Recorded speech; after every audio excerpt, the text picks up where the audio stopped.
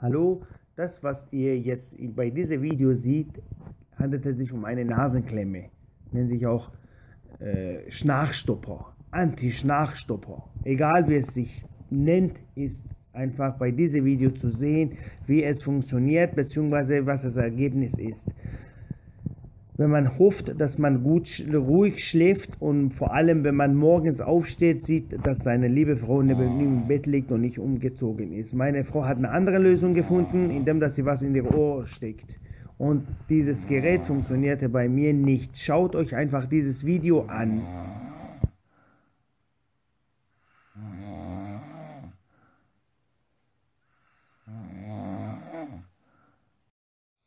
Und das, was ihr seht, ist genau diese Magnetic-Nasenklemme zum Schnarchenstopper vom Wegen.